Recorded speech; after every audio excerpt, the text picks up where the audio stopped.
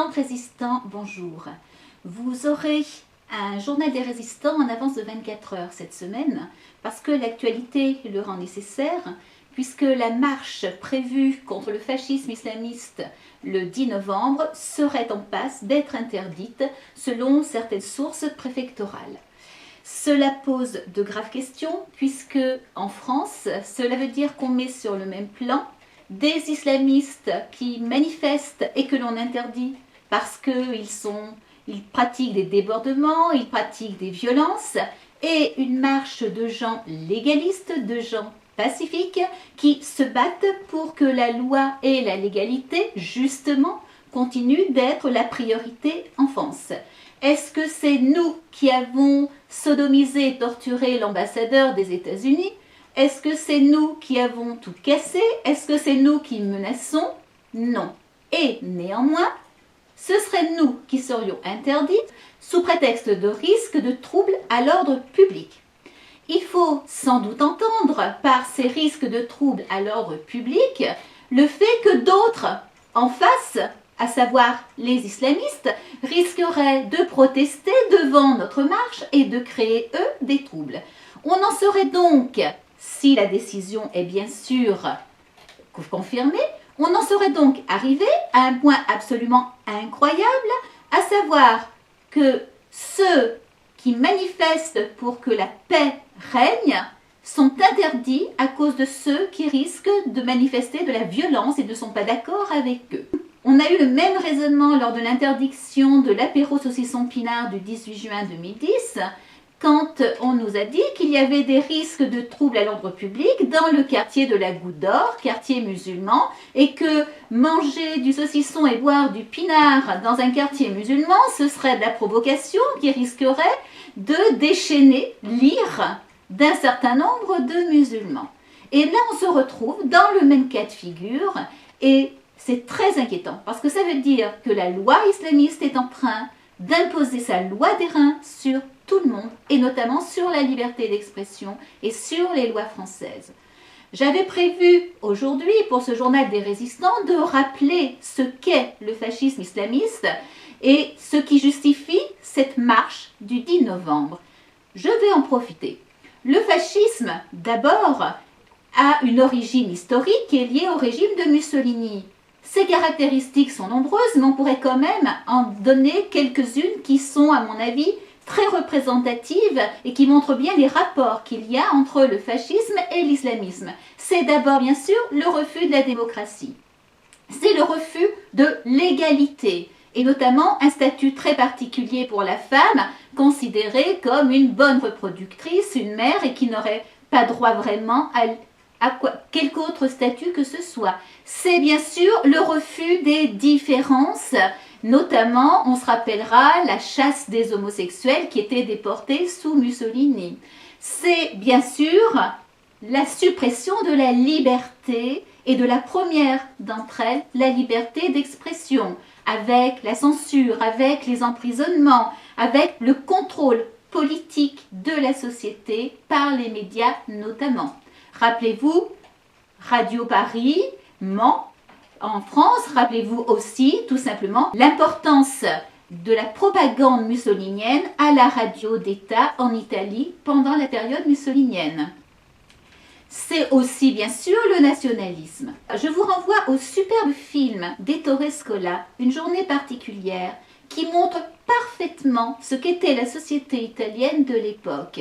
Et notamment l'importance de la propagande. On entend bien en ce jour où Mussolini accueille le Führer allemand, cette propagande, tous les hommes et tous les enfants qui sont obligés d'aller voir, applaudir et surtout dire béni oui oui au nouveau système, à la nouvelle société qui est en train de se mettre en place, pendant que les femmes restent à la maison et que ceux qui sont les dissidents, les homosexuels par exemple, comme Mastroianni qui joue ce rôle dans le film, sont restés à la maison, sont dissidents et vont se retrouver arrêtés le soir même. Moi aussi souvent je me sens humiliée. considéré comme moins que rien.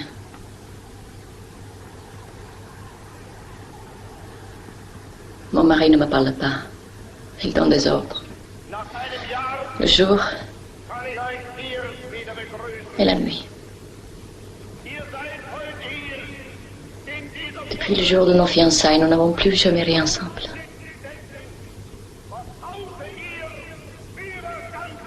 Et tout cela est imposé par la force, par la violence, par la menace. Exactement ce que l'on retrouve dans l'islamisme. On pourra parler d'abord du nationalisme. Il y a un nationalisme musulman puisqu'il y a une Oumma, une communauté musulmane qui est la nation musulmane, qui est prioritaire et qui doit se développer sur la planète tout entière. Il y a bien sûr les violences bestiales. J'évoquais tout à l'heure ce malheureux ambassadeur américain torturé, lynché, sous prétexte que ailleurs, à des milliers de kilomètres de là, quelqu'un aurait fait un film pour montrer la réalité de l'islam. On parlera bien sûr des interdits, donc du blasphème, qui sont imposés dans la planète entière par la force, par la violence. On évoquera encore les femmes lapidées, il y en a encore dans de nombreux pays musulmans. On évoquera les homosexuels pendus, en Iran par exemple. On évoquera encore tout ce qui finalement dans l'islamisme, au-delà même du fascisme, ressemble terriblement au nazisme. Ce n'est pas un hasard si le mufti de Jérusalem a soutenu Hitler. On évoquera la notion d'une race supérieure, d'une nation supérieure, ce qui est le cas. Les musulmans, dont, selon le Coran, doivent être supérieurs, sont supérieurs aux autres, qui ne peuvent être que des dhimmis, qui auront une place à part, qui devront payer un impôt et accepter d'être malmenés, ou bien être exterminés s'ils sont mécréants, polythéistes ou juifs. On évoquera encore le fait que les opposants soient systématiquement enfermés, interdits, tués. Et on évoquera encore le sieur Karadawi qui, il n'y a pas si longtemps, pouvait venir comme il le voulait en France et qui était et qui est encore utilisé comme maître à penser dans de nombreuses mosquées françaises et qui invitait à finir le travail d'Hitler concernant les Juifs. L'islamisme, c'est tout ça. Et c'est contre tout cela que nous voulions et que nous voulons toujours manifester le 10 novembre prochain. Parce que l'islamisme, ce n'est pas seulement l'Iran, l'Afghanistan ou le Yémen. L'islamisme, c'est aussi en France. C'est par exemple le refus de la mixité. Je vous laisse écouter ce que dit ouvertement à Brest, dans une mosquée, un imam, qui rappelle au passage que l'obéissance absolue est exigée des femmes.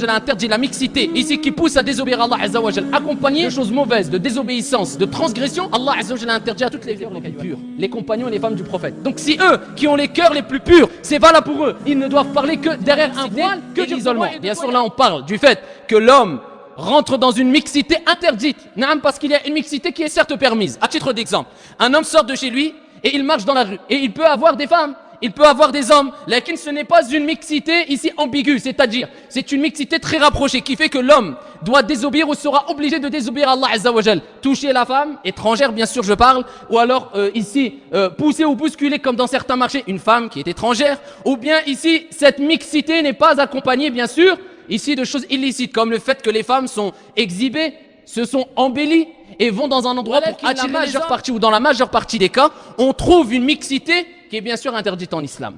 Il suffit ici d'apporter des preuves du Coran et de la Sunna. L'islamisme en France, c'est la barbarie des punitions imposées, demandées par l'imam du Mirail en France, qui invite à amputer les voleurs. Ce que nous leur avons infligé, c'est Dieu qui nous l'a commandé, qui nous l'a conseillé. Dieu nous le commande. C'est Dieu qui nous a créés, c'est lui qui met fin à nos vies.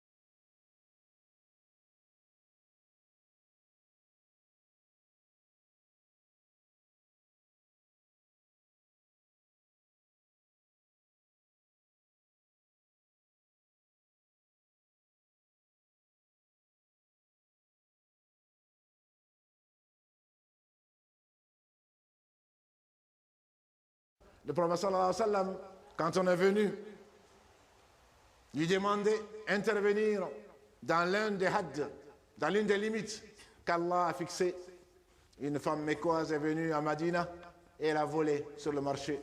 On ne va pas parler des conditions du vol qui sont définies dans le fiqh. Elle a volé et donc on l'a attrapée.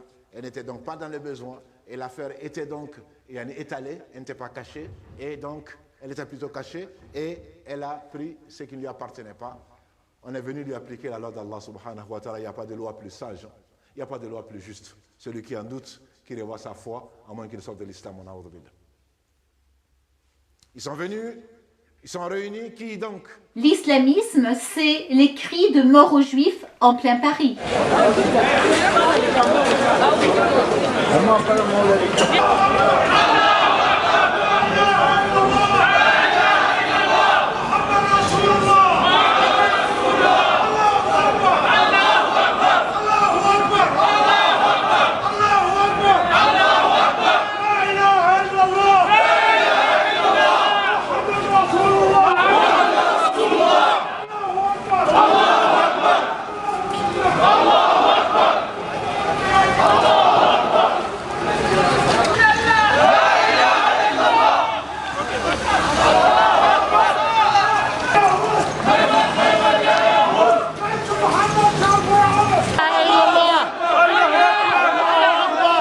L'islamisme, c'est le port de soldats de l'islam et de soldates de l'islam dans la société civile, malgré la loi qui l'interdit, avec les niqabs qui se multiplient et même les burqas qui se multiplient partout en France. Que dire du refus de la démocratie? À chaque fois qu'il se passe quelque chose, on a des manifestations. Je vous rappelle par exemple, même en Suisse, c'est aussi un bon modèle, lorsque les Suisses ont décidé d'interdire la construction de minarets, il y a eu la semaine suivante un énorme rassemblement de musulmans qui protestaient à Berne avec les femmes revêtues de l'uniforme islamiste. Pourtant, c'est nous qui sommes interdits. Accepterons-nous que les islamistes imposent leurs lois et imposent à nos dirigeants de nous interdire et d'interdire la liberté d'expression? Je vous invite à protester auprès du ministère de l'Intérieur, auprès des préfectures, pour dire à quel point les Français sont attachés à la liberté d'expression. Bien entendu, si la marche devait être interdite, nous ferions une autre déclaration à la préfecture pour, bien sûr, une autre marche. Parce qu'il n'est pas question que nous puissions accepter de nous taire et de dire béni oui oui aux règles islamistes. Vive la République, vive la France!